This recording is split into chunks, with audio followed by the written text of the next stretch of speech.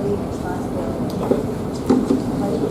To the flag of the United States of America and to the republic for which it stands, one nation, under God, indivisible, with liberty and justice for all.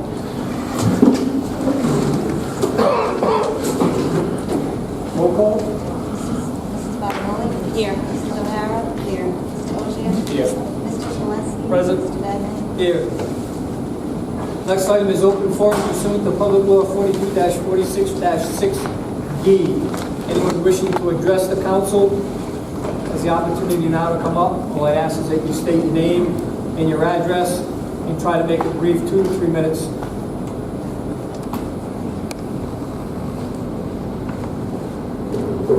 Thank you. Paul Soares, Sales Hill Road, representing the Conservation Commission. As you're all aware, the prime mission of the Conservation Commission is to promote acquisition and protection of open space. We've been trying to get the town to address the issue of the gold property for several years. And I know we do have some support on the council. Mr. Zawinski, I'm sure I can say, is an ardent supporter of open space. 1 year ago, DEM awarded this town the highest award, $400,000, toward the acquisition of the gold property specifically.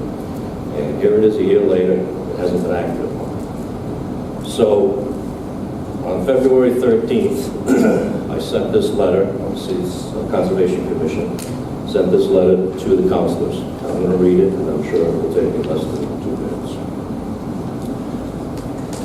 Councilors, residents of North Smithfield, when surveyed in 2001, visioning survey, showed an overwhelming support for acquisition of open space and the desire to maintain the town's rural character and sense of place. In accordance with that viewpoint, North Smithfield voters in 2006 chose to support land preservation by passing a $3 million bond for open space acquisition. Approximately $2.5 million remains available at this time. Our town falls far behind neighboring communities on the percentage of open space and town ownership and control. The gold property consists of approximately 140 acres of field, forest, streams, and ponds, including all of Lake Bel Air and frontage on Top Hill Pond. Also included is an historic cemetery and historic structures dating from the 19th century, and a house on Douglas Pike. There are many well-groomed trails and an old rail bed conducive to hiking and wildlife observation. Access is available from Douglas Pike and Matity Road. A critical lands prioritization scoring comparison performed in 2008 calculated high scores in the 4 major categories of biodiversity, cultural, farmland, and groundwater. The Natural Resources section of the 2018 Comprehensive Plan states that preservation efforts should focus on the section of town in which the gold property is located. RIDEM has awarded the highest grant amount of $400,000 toward this purchase following a comprehensive evaluation of the property. The remarks regarding the award read in part, quote, open fields, pond frontage, and upland forest create a diverse array of habitats, while a series of well-maintained trails make this property ideal for public recreational opportunities. The asking price of $1,950,000 is very close to the appraisal, which was contracted by the town, and is comparable to prices paid per acre by neighboring towns for open space. Our finance department has estimated a tax increase of 8 cents per thousand for a $1.5 million expenditure. This open space grant will expire on June 30th, 2019. Extensions may be considered only upon DEM review and approval of an appraisal, and if the town has entered into a valid purchase and sales agreement. North Smithfield Conservation Commission requests that the Town Council place the acquisition of the gold property on its agenda for public hearing and vote as soon as possible. A tour of the property can be arranged and is highly recommended. You are invited to view property images, a video, and trail map by following this link to the North Conservation Commission's website's here. If you require further information, do not hesitate to contact me and my information. Now, I see item 7 on the agenda this evening is an executive session discussing this proposition, this potential acquisition.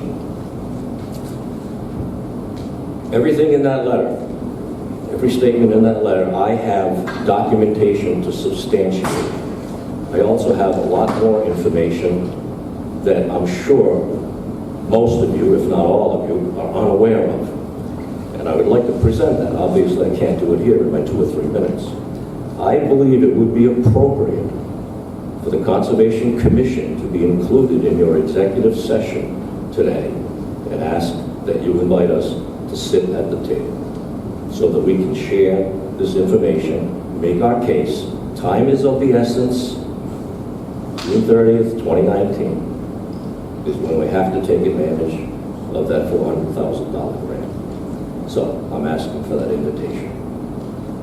Mr. President, this item is on the agenda because I've had dialogue with Mr. Soares. This has been ongoing for years. I'm going to be inviting Mr. Soares into the executive session. From a legal point of view, Mr. Solicitor, do I need a vote to do that, or is it? Well, I would think that the committee should agree to invite him in. Should agree to it? Yeah, there should be at least a Okay. majority vote. A vote? There's some Yeah. disagreement. There's some disagreement among the committee. Okay. Should we wait till it's on the agenda before, because this is good and welfare? During the executive session. Yeah, okay, at that point, thank you. Thank you. Anyone else like to address the council?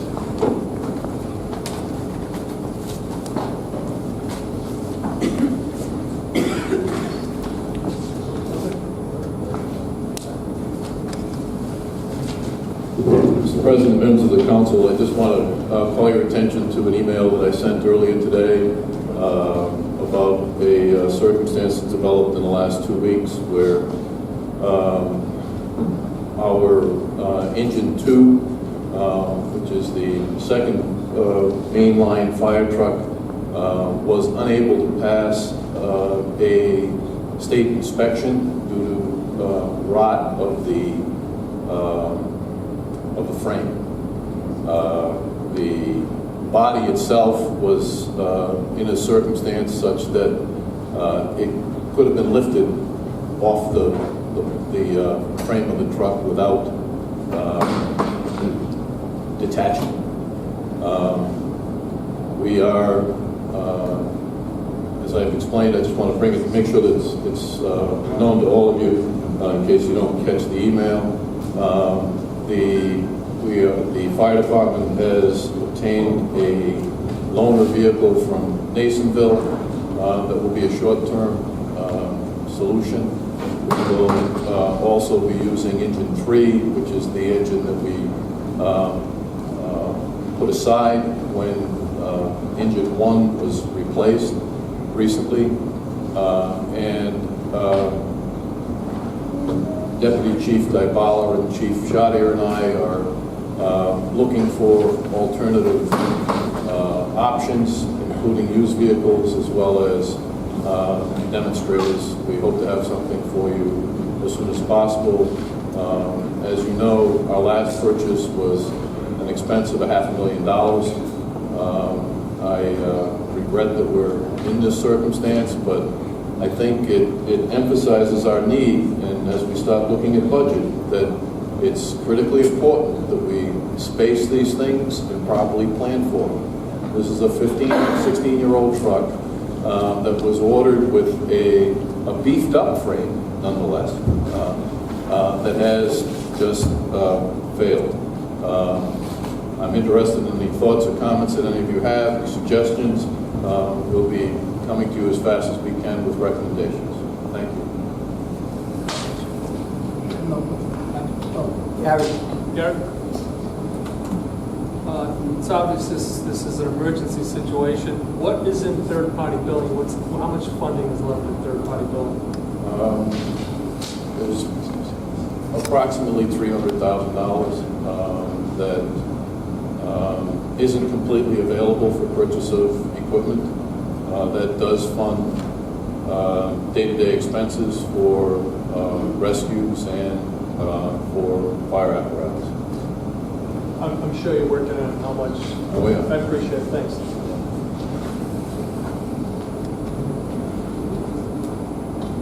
Anyone else like to speak?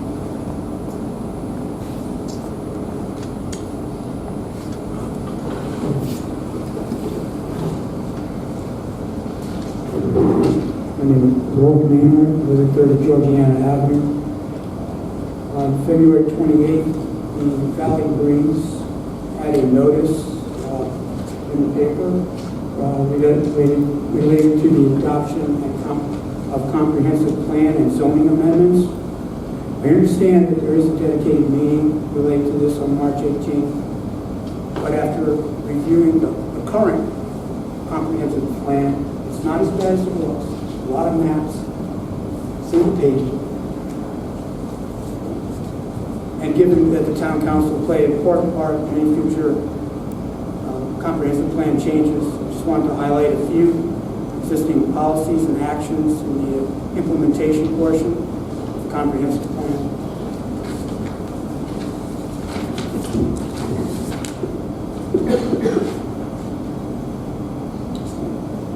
On page L1, under section 4, prevent incompatible and non-residential uses in residential neighborhoods.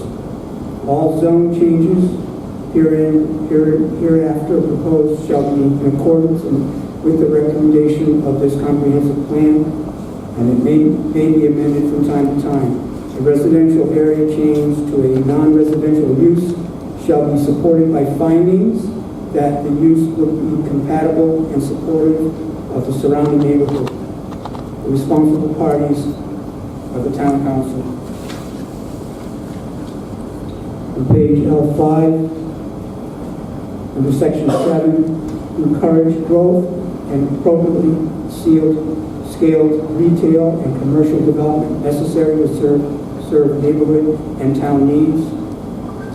There's a section where it states, discourage strip-type development along any road in the community, particularly Route 146A, Victory Highway, Route 102, which will experience growing travel delays during peak hours.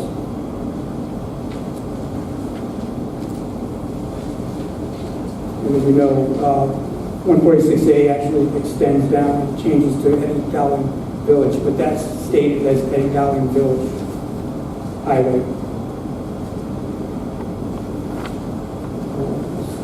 On page L11, under the section encourage other forms of economic development, which will provide job opportunities, tax-based support, and increased revenues for local business. The section states, limit retail and commercial expansion to areas where traffic congestion, noise, and light will not impact unfavorably on local businesses or residences. The responsible party is the planning board.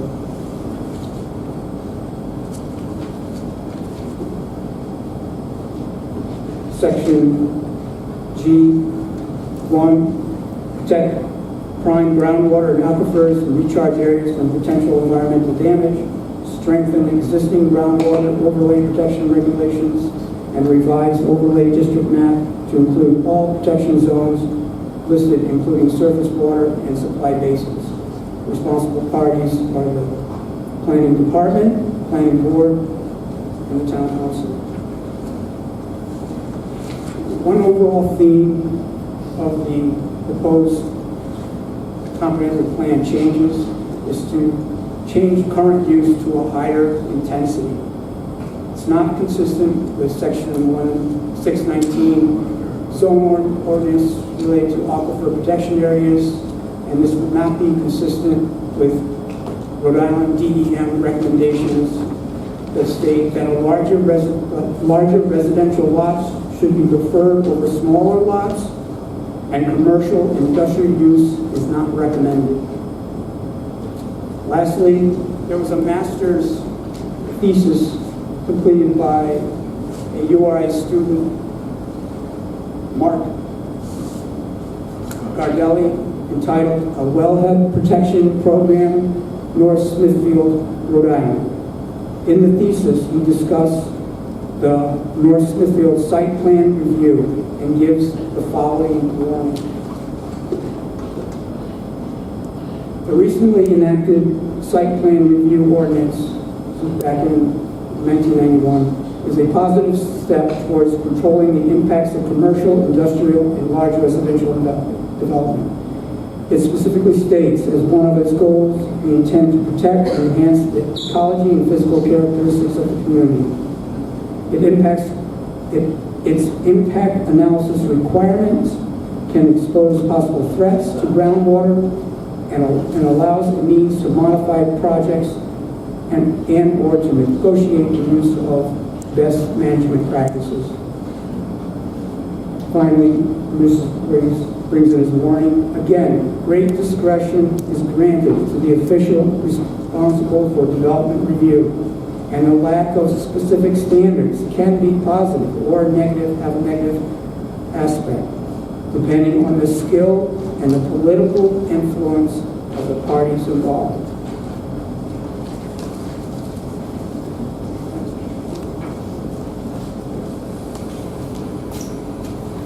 Nope, we're out of time. 15 minutes, we're out of time. I try to have people be brief. I'm not going to cut people off. If they want to just keep talking and talking, I'm not going to cut them off. But we have 15 minutes. That's the time limit. I said it right at the beginning. Try to keep it 2 to 3 minutes.